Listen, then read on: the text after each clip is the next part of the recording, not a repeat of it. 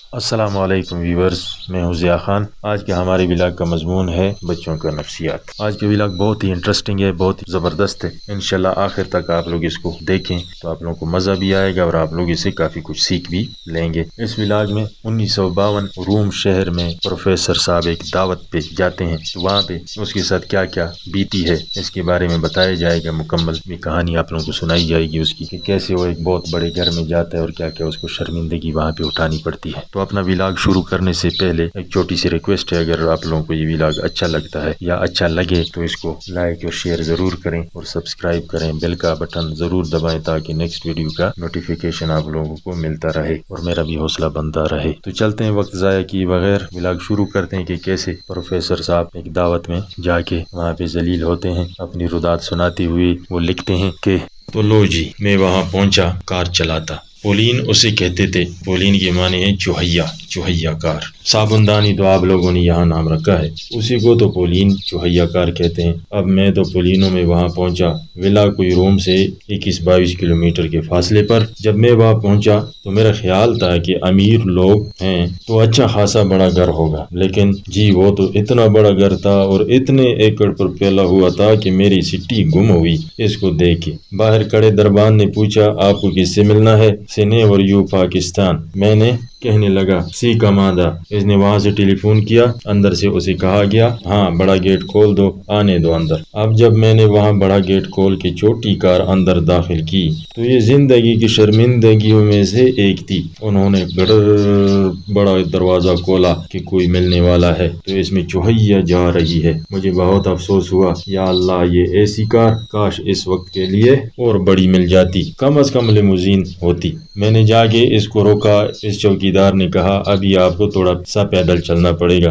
آگے آپ کو ایک اور برقنداز ملے گا باوردی، وہ آپ کو لے جائے گا۔ تو میں نے کہا بہت اچھا۔ میں پیدل چلتا رہا پٹری کے اوپر، دونوں طرف بہت خوبصورت لان تھے۔ آگے گئے تو ایک اور باوردی آدمی ملا، اس نے بڑے ادب سے سلام کیا۔ اس نے کہا آئیے میرے ساتھ، وہ لے کے چلا ایک برآمدہ بڑا خوبصورت اور اس کے اوپر بیلیں لٹکی ہوئی۔ اس نے وہاں جا کر کہا میری حد یہاں ختم ہوتی ہے، آپ اب ایک اور صاحب کے ساتھ چلے جائیں۔ ایک اور صاحب جو کہ عورت اور مرد تھے، ان کو میں گریٹ کر کے ان کے ساتھ چلا تو انہوں نے کہا میڈم بہت خوش تھی، سب کو بتایا تھا کہ ہمارے ایک معزز مہمان آ رہا ہے۔ میں آگے چلا گیا، جا کر ایک بڑے ہال میں انہوں نے مجھے ان خاتون نے اس مرد نے بٹھا دیا۔ ایک لمبی سی میز تھی کالی سیاہ رنگ کی اور اس کے اوپر میں اکیلا بیٹھا تھا۔ تو انہوں نے کہا ہم نے میڈم کو اناؤنس کر دیا ہے، وہ آتی ہوں گی۔ میں نے کہا بہت خوشی کی بات ہے۔ انہوں نے کہا وہ معذرت کر رہی ہیں کہ تھوڑا سا آپ کو انتظار کرنا پڑے گا۔ اب بیٹھے بیٹھے مجھے کوئی مشکل سے 4-5 منٹ ہوئے ہوں گے اور میں تھوڑا سا بور بھی ہو رہا تھا۔ وہاں سیڑھیاں تھی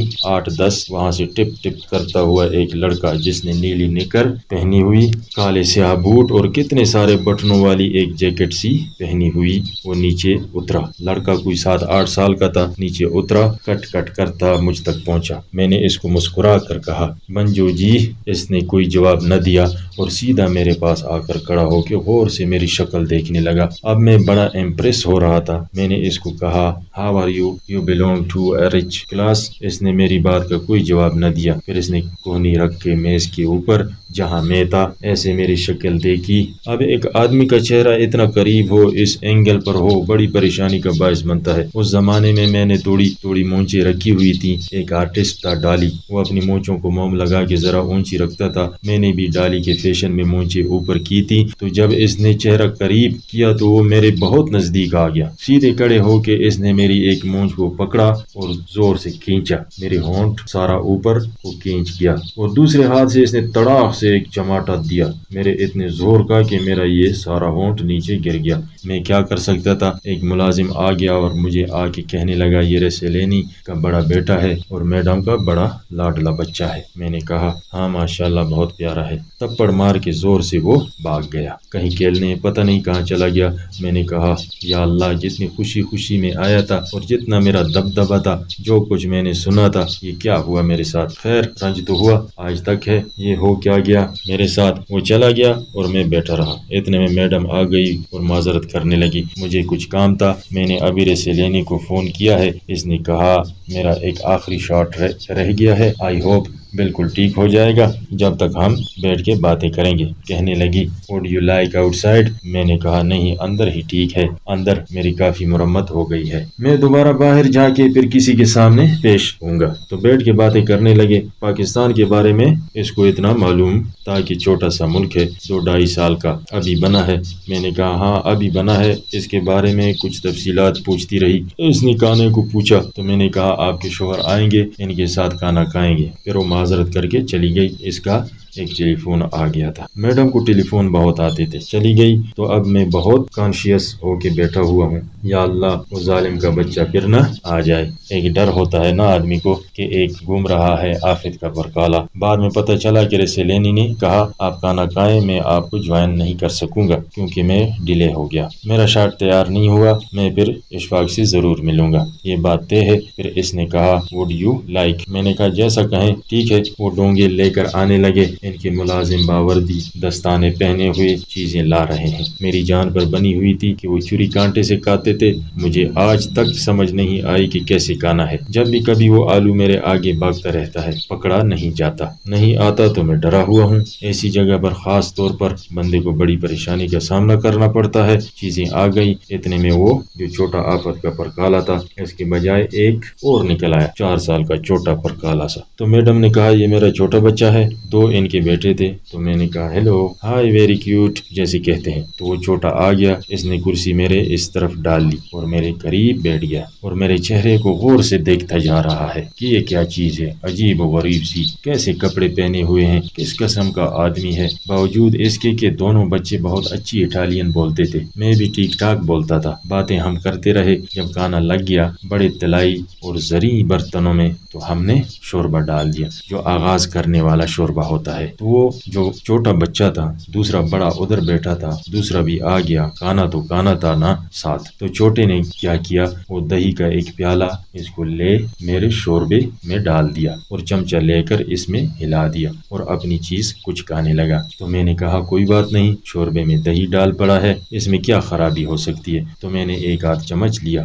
تو میڈم نے کہا آئی ایم سوری، بچے نے مس بہیو کیا آپ کے ساتھ۔ ہم بچوں کو ٹوکتے نہیں ہیں، ہم ان کو نفسیاتی طریقے پر پال رہے ہیں، کیونکہ اگر بچوں کو ٹوکا جائے، ان کو منع کیا جائے تو ان کی شخصیت پر بہت برا اثر پڑتا ہے۔ یہ نئی تحقیق آئی ہے، ہم سارے لوگ یورپ کی اس تحقیق پر چل رہے ہیں۔ ہمارے جیسے پڑھے لکھے والدین اس معاملے میں بہت ہی محتاط ہیں۔ ہم بچوں کو کچھ نہیں کہتے۔ ملازم سے کہا کہ یہ پلیٹ اٹھا دو، اس کی جگہ اس نے نئی لا کر رکھ دی۔ تو میں نے شوربہ ڈالا تو اس کے بڑے بیٹے نے کیچپ کی ساری بوتل پلیٹ میں اونڈیل دی۔ تو میں نے کہا میں کھاتا نہیں ہوں، میں ذرا سی چکن اور آلو گول سے کٹے ہوئے وہ لے لیتا ہوں۔ وہ ڈال دیے تو وہ جو بڑا بیٹا تھا، اس نے دیکھا کہ یہ بڑے شوق سے کھانے میں والا ہے۔ ابھی ایک نوالا لیا تھا کہ اس نے اپنا آلو چڑھایا فوگ کے اوپر اور یوں تلکا کے ٹھک کر کے، جیسے غلیل نہیں ہوتی، میری ناک کے اوپر۔ میں بہت اچھے کپڑے پہن کر گیا تھا، ٹن مرچیں ڈال کے آلودہ کیا۔ اس نے کہا میں پھر معذرت چاہتی ہوں، اگر ہم ان کو کچھ کہیں گے، منع کریں گے تو ان کی شخصیت پر اثر پڑے گا، ہم نہیں چاہتے بچے کی شخصیت خراب ہو، یوں آگے چل کر وہ بہتر انسان بنتا ہے۔ تو میں نے کہا ہاں کوئی بات نہیں۔ پھر میں نے ہاتھ ایسے کیے جو بھی آدمی پروٹیکشن کر سکتا ہے، لیکن ہو نہیں سکی۔ ہاتھ ایسے کیا تو چھوٹے نے کھڑے ہو کر میرے پاؤں کے اوپر اپنا پاؤں بڑے زور سے مارا، اس کے نیچے لوہے کے وہ لگے ہوئے تھے نیلز۔ میری چیخ نکلی خوفناک قسم کی۔ میں نے سوچا کس لیے یہاں آ گیا، دفع کرو، لعنت بھیجو، یہ ایکٹروں کے گھر ہوتے ہیں، میں کہاں پھنس گیا۔ اتنے میرے سیلینی کا فون آیا تو ملازم نے آ کر اعلان کیا، اس نے کپڑا رکھا، ٹک ٹک کرتی اوپر چلی گئی۔ اب میں اس کی طرف دیکھ رہا ہوں اور اوپر جا رہی ہے کہ اب جا کے ٹیلی فون سننے لگ گئی ہے۔ جب وہ ٹیلی فون سن رہی ہوگی، بچے دونوں طاق میں بیٹھے تھے۔ میں نے گالی دی کہ سور، میں تیرا گاٹا اتار دوں گا کتے۔ اس بیچارے نے کبھی گالی نہیں سنی تھی، اتنی گندی گالیاں جتنی مجھے آتی تھیں،